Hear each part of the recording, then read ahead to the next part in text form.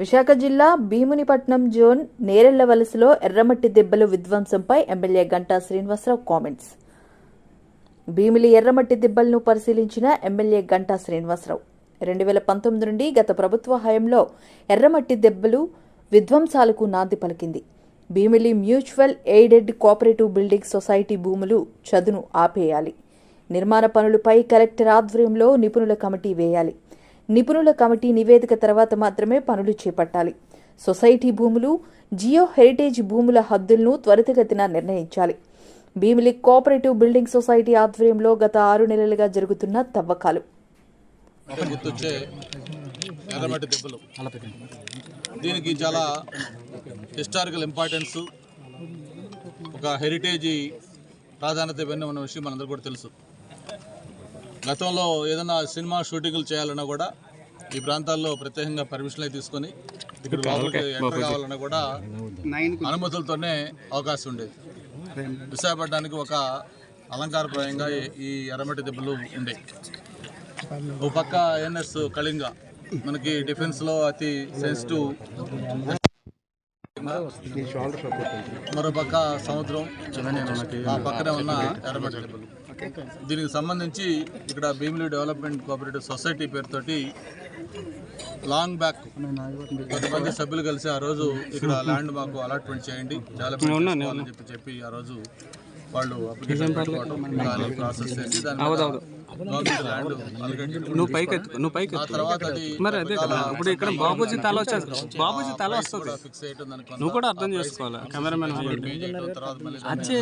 తల చూడు, దాన్ని మళ్ళీ పే చేయటం, ఇట్లన్నీ చేసుకున్న తర్వాత ఫైనల్ గా వాళ్ళు పెట్టాలన్న ఉద్దేశం కాదు. అలాగే వాళ్ళు డెవలప్మెంట్ చేసుకోవడం కుదరకపోతే వాళ్ళు త్రో న్యాయస్థానాల ద్వారా వాళ్ళు అప్రోచ్ కావడం, ఫైనల్ గా సుప్రీంకోర్టు నుంచి ఒక డైరెక్షన్ తీసుకొని ఇది తీసుకున్నామని చెప్పి వాళ్ళు సొసైటీ సభ్యులు చెప్తా ఉన్నారు. ఓకేనా? అయితే గతంలో దీనికి సంబంధించి ఎర్రమట్టి దెబ్బలకు సంబంధించి 2019లో వైఎస్ఆర్ ప్రభుత్వం రాష్ట్ర అధికారంలోకి వచ్చిన తర్వాత ఇక్కడ ఎర్రమట్టి దెబ్బలు క్రమంగా హరించుకుపోతా ఉన్నాయి. ఇక్కడ నుంచి మట్టి కూడా అనర్ఫుల్గా పైకి తీసుకెళ్ళిపోతా ఉన్నారు. ఈ ఎర్రమట్టి దెబ్బల్ని ధ్వంసం చేస్తూ ఉన్నారు, లెవెల్ చేసి రకరకాల యాక్టివిటీస్ చేస్తూ ఉన్నారు. ఆ రోజు ఆరోపణలు కూడా రావడం జరిగింది. దాని మీదనే ప్రత్యేకించి ఆ రోజు జనసేన అధ్యక్షులు పవన్ కళ్యాణ్ గారు కూడా ఈ ప్రాంతానికి రావడం, సందీప్ నాయకత్వం ఈ ప్రాంతం అంతా కూడా చూడటం, ఆ రోజు కూడా ఆయన చెప్పడం జరిగింది ఈ ఎర్రమట్టి దెబ్బలు ఎట్టి పరిస్థితుల్లో మనం ప్రొటెక్ట్ చేసుకోవాలని చెప్పి. సరే, ఇవన్నీ ఒక పక్క జరుగుతూ ఉంటే ఏదైతే సొసైటీకి సంబంధించి మరి గత కొద్ది రోజులుగా వాళ్ళు బయట కాంపౌండ్ వాళ్ళు కట్టి లోపల మిషనరీ అది పెట్టి లెవెలింగ్ చేసి వాళ్ళు చేసుకుంటా ఉన్నారు. దీని మీద మీడియాలో రావటం, అలాగే అధికారులు కూడా దీని మీద విజిట్ చేసి దాని మీద స్పందించడం ఏం జరిగింది. నేను ఇక్కడికి వచ్చే ముందు కూడా జిల్లా కలెక్టర్ గారితో మాట్లాడాను. యాక్చువల్గా ఏంటి దీని మీద టోటల్ స్టేటస్ రిపోర్ట్ ఏంటంటే ఆయన చెప్పిన దీని ప్రకారం నోట్ కూడా ఇచ్చారు కలెక్టర్ గారు. ఏదైతే వీళ్ళకి ఒక ప్లాన్ అప్రూవల్ కోసం వీళ్ళు అప్లై చేశారో దాంట్లో కొన్ని షార్ట్ ఫాల్స్ చెప్పారు.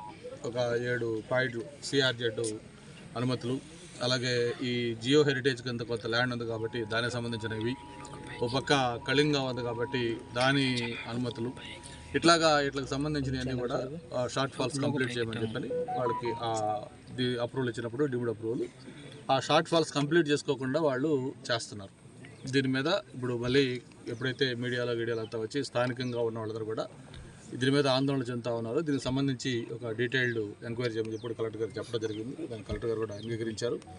ఏదైతే ఈ ఇష్యూ జరుగుతూ ఉందో ఈ భీమిలి కోఆపరేటివ్ హౌసింగ్ సొసైటీకి సంబంధించి ఎర్రమట్టి దెబ్బల్లో ఎంక్రోచ్మెంట్ అయిందా, అలాగే దానికి సంబంధించి బఫర్ జోన్ వదిలేసి వీళ్ళు ఎక్స్క్లూజివ్ చేసుకుంటున్నారా, వాళ్ళకి అలాట్ చేసిన దాంట్లో ఒక 90 ఏకర్స్ 94.7 ఏకర్స్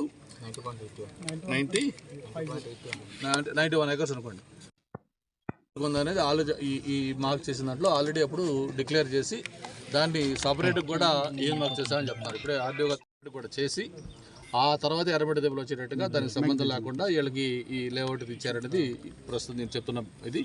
ఏది ఏమైనా ఇంత ఆరోపణలు తీవ్రస్థాయిలో వచ్చున్నాయి. దీని మీద పబ్లిక్ కూడా కన్సర్న్ ఉంది కాబట్టి నేను జిల్లా కలెక్టర్ గారు నోటే కోరాను. దీని మీద డీటెయిల్డ్ ఎంక్వైరీ చేసి వాళ్ళు కూడా దాదాపు 4-5 వేల మంది మెంబర్స్ ఆ రోజు పెట్టుకున్న సొసైటీ కాబట్టి వాళ్ళ దీంట్లో ఏంటి వాస్తవం ఏంటి, ప్రజల్లో ఉన్న అపోహలు ఏంటి, ముఖ్యంగా ఎర్రమట్టి దెబ్బలు ఎలా ప్రొటెక్ట్ చేయాలి, వీటన్నిటి మీద కూడా డీటెయిల్డ్ ఎంక్వైరీ ఒక సీనియర్ ఆఫీసర్లతోటి కమిటీ చేసి ఎంక్వైరీ చేయమని చెప్పాను.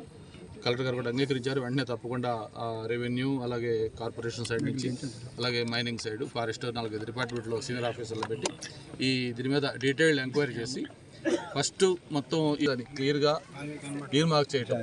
ఆ తర్వాత ఎప్పుడే మన సందీప్ చెప్పినట్టుగా ఎర్రమట్టి దెబ్బలు కొంత బఫర్ జోన్, ఎర్రమట్టి దెబ్బలు మార్క్ చేసి దాని పక్కనే మళ్ళీ కన్స్ట్రక్షన్ కట్టినా కూడా ఎర్రమట్టి దెబ్బలు దెబ్బతినే ప్రమాదం ఉంది కాబట్టి దానికి కొంత బఫర్ జోన్ ఇచ్చేసేసి వీళ్ళకి ఇచ్చిన దాంట్లో ఏదైతే ఈ జియో హెరిటేజ్ ఉందో దాన్ని ఎక్స్క్లూడ్ చేసి వాళ్ళకి ఎంత బ్యాలెన్స్ నెట్ ల్యాండ్ అవైలబిలిటీ ఉంది, వాళ్ళకి ఎంత అఫిషియల్గా ఇవ్వాలనుకుంటున్నారు దాన్ని క్లియర్గా మార్క్ చేసి దానికి వాళ్ళకి పొజిషన్ కూడా క్లియర్గా మొత్తం అంతా చేసి ఇచ్చిన తర్వాతే వర్క్ స్టార్ట్ చేయాలని కూడా చెప్పడం జరిగింది.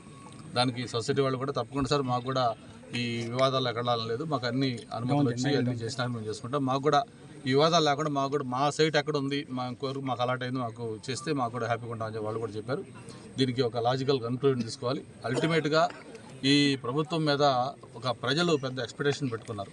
మొన్న జరిగిన ఎన్నికల్లో అంత భారీ మెజార్టీలు 165 సీట్లు 124 సీట్లు కూటమికి ఇచ్చారంటే ప్రజలు ఎంత ఎక్స్పెక్టేషన్స్ ఉన్నారో అర్థం చేసుకోవచ్చు. ఆ ఎక్స్పెక్టేషన్ ప్రజలు ఏదైతే పెట్టుకున్నారో దాన్ని ఒమ్ము చేయకుండా వాళ్ళ అంచనాల మేరకు ఈ ప్రభుత్వం పనిచేసే పరిస్థితి వస్తూ ఉంది. ఒక పక్క చంద్రబాబు నాయుడు గారు, మరో పక్క ప్రత్యేకించి పవన్ కళ్యాణ్ గారు ఇటువంటి విషయాల్లో ఆయన చాలా పర్టికులర్గా ఉంటారు. ఎప్పుడైతే ఇక్కడ వర్క్ అవుతూ ఉంది, ఇదంతా మీడియాలో వచ్చిందో ఆయన వెంటనే ట్వీట్ చేసి ఆయన ఇమీడియట్గా సీఎం ఆఫీసర్ అలర్ట్ చేశారు. అందుకే ఆగమేఘాల మీద ఉదయం జాయింట్ కలెక్టర్ గారు కానీ ఇప్పుడు మొత్తం రెవెన్యూ అధికారులు అందరూ కూడా వచ్చి దీని డీటెయిల్గా అంతా చూస్తూ ఉన్నారు. ఎక్కడ కూడా ప్రభుత్వ భూమిని ఒక్క సెంటు కూడా అన్యాక్రాంతం కాకుండా కాపాడాల్సిన బాధ్యత అధికారులపైన ఉంది, మనపైన ఉంది.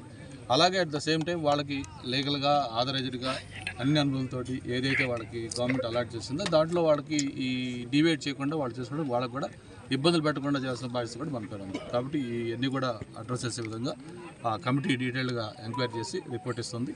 రిపోర్ట్ ఇవ్వడమే కాకుండా ఏ సైటు ఏంటి, ఎర్రమట్టి దెబ్బలు ఏంటి, ఈ హౌసింగ్ సొసైటీకి ఇచ్చింది ఏంటి, ఇందులో ఇచ్చిన దాంట్లో మళ్ళీ జియో హెరిటేజ్కి ఏది ఇచ్చారు, ఇవన్నీ కూడా క్లియర్గా సర్వే చేసి మార్క్ చేసి వాటికి ఫెన్సింగ్ బౌండరీస్ కూడా ఫిక్స్ చేసి ఎవరిది వాళ్ళకి అలాట్ చేసి అన్ని అనుమతులు తీసుకున్నాకే ఏదైతే కలెక్టర్ గారు 7 షార్ట్ ఫాల్స్ ఇచ్చారో ఆ ప్లాన్ అప్రూవల్ పెట్టుకున్నప్పుడు ఆ షార్ట్ ఫాల్స్ అని కూడా కంప్లీట్ చేసుకొని అన్ని అనుమతులు వచ్చిన తర్వాతే వాళ్ళు వర్క్ చేసుకుంటే వాళ్ళకు కూడా ఇబ్బంది ఉండదు. లేకపోతే స్థానికంగా కూడా మా కార్పొరేటర్లు కానీ మా నాయకులు కూడా వాళ్ళ ఇంప్రెషన్ ఏంటంటే ఇదంతా కూడా ఎర్రమట్టి దెబ్బలు చేసుకుంటున్నారనే ఇంప్రెషన్లో మా వాళ్ళు కూడా ఉన్నారు. కాబట్టి ఇటువంటి అపోహలు తాగలేకుండా అధికారులు నిర్ణయించిన తర్వాత దాన్ని మొత్తం నిర్ధారించిన తర్వాత ఆ తర్వాత మాత్రమే వాళ్ళు పనులు కూడా చేసుకోవడానికి అవకాశం ఉంటుంది. అప్పటిదాకా దాన్ని ఆపని చెప్పి కూడా చెప్పడం జరిగింది.